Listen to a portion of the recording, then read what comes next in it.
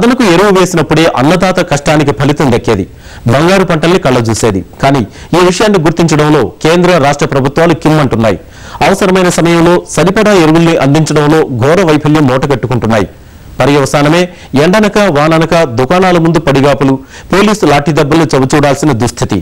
ఇలాంటి సంఘటనలు రాష్ట్రంలో నిత్యకృత్యమయ్యాయి. ప్రతి దశలోనూ పంటకు ఎరువు అందించడంలో అన్నదాతలకు ఎదురవుతున్న ఇబ్బందులు వర్ణనాతీతం, వేదనాభరితం. నిన్నటి వరకు యూరియా కోసం ఏకరువు పెట్టిన రైతులు ఇప్పుడు పొటాష్ కొరకు పడరాని పాటలు పడుతున్నారు.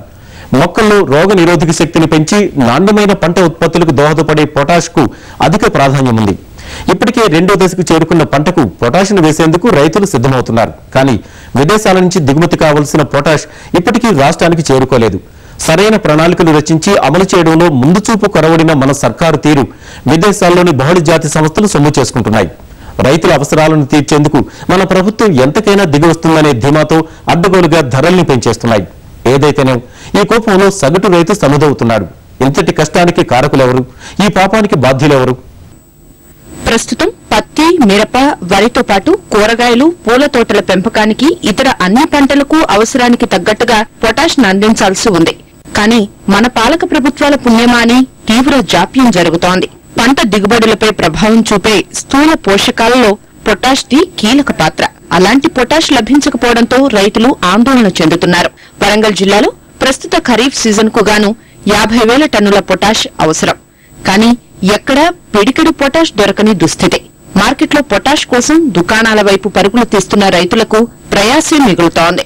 అదునుకు ఎరువులు అందకపోవడంతో వారు మండిపడుతున్నారు. పొటాష్ ను సమకూర్చడంలో ఎందుకు నిర్లక్ష్యంగా వ్యవహరిస్తున్నారంటూ ఆక్రోశం వ్యక్తం చేస్తున్నారు. రైతుకైతే ప్రత్యేకంగా ఇప్పుడు పొటాషే అవసరం. మన కాయ ఉబ్బటానికైనా, చెట్టు మంచిగా రావడానికి ఏదైనా ఏదో 410 రూపాయలని ఒకటి చక్కెర బ్యాగులు ఇస్తాను. 10 రోజులు కాగానే అది పచ్చదనం వస్తాను, 10 రోజులు కాగానే ఎరుపుదనం ఉంటుంది. దానివల్లనైతే రైతుకు ఏం లాభం లేదు, మస్తు నష్టపోతాను. ఇంతవరకు పొటాష్ ఒక బస్తా సుత దొరకలే ఒక రైతుకు. ఈ సంవత్సరం మస్తు ఘోరంగా ఇబ్బంది. 1000 రూపాయలు పెట్టినా కానీ ఒక పొటాష్ బస్తా దొరకలేదు. మేము చేసుకునే పంట పొలాల్లో ఏదైనా ఒకటి వరి దాంట్లో పచ్చేసిన దాంట్లో ఒక పొటాష్ బస్తా వేసింది లేదు. ఎక్కడి నుంచి వెళ్ళి గవర్నమెంట్ లో పొటాష్ లేదు, బ్లాక్ రేట్ల కాదు, ఇప్పుడు కొత్త రేటు పెరిగిన రేట్ల బస్తది తను తీసుకోండి అంటారు. కానీ అది ఆశ్చర్య సాధ్యం కాకుండా పోతా ఉన్నది. ఎందుకంటే వాళ్ళు ఇచ్చేయలేదు, సచ్చేయలేదు. ఈ రైతులు మనం ఏం చేయాలి? సపరేట్ గుగ్గులు మనం వ్యవసాయం వదిలిపెట్టుకుంటే మంచిది కదా. పొటాష్ ఇప్పుడు ఎమర్జెన్సీగా పంపాలా. ఈ షార్టేజ్ అనే మాట రానియద్దు. లేదు లేదు అనే మాటను పక్కా పెట్టి ఉన్నది అని పంపు. అప్పుడు ఇక్కడ దుకాణదారులు కూడా దొంగతనం చేసే అలవాటు లేకుండా పోతుంది.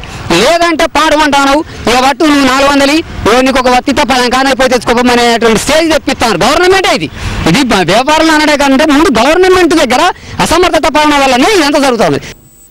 విదేశాలతో కేంద్ర ప్రభుత్వం సరైన సమయంలో ఒప్పందం చేసుకుని ఉంటే ఇలాంటి ఇబ్బందులే ఎదురయ్యేవి కావని రైతు నేతలు మండిపడుతున్నారు. ఈ పొటాష్ మన దేశంలో రాదు, మరి రష్యా, అమెరికా లాంటి ఇంకా కొన్ని దేశాల నుంచి వస్తుంది. మరి అలాంటప్పుడు ముందు జాగ్రత్త చర్యగా దాన్ని స్టాక్ చేసుకోవాల్సిన అవసరం కేంద్ర రాష్ట్ర ప్రభుత్వాలు. ఆ యొక్క ముందు చూపు వ్యవసాయం పట్ల లేకపోవడం, అదేవిధంగా ఆహార భద్రతా చట్టం అనేది బిల్లును తయారు చేసి పెట్టుకున్నారు. కానీ మరి రైతులను ఏ విధంగా ఆదుకోవాలనే ఆలోచన కేంద్ర రాష్ట్ర ప్రభుత్వాలు లేకపోవడం ఏదైతే ఉన్నదో రైతుల దురదృష్టం. పొటాష్ దిగుమతి అంతర్జాతీయ సమస్య కాబట్టి ఈ ఎరువు రావటానికి మరో 1 రోజుల సమయం పట్టవచ్చునని అధికారులు చెబుతున్నారు.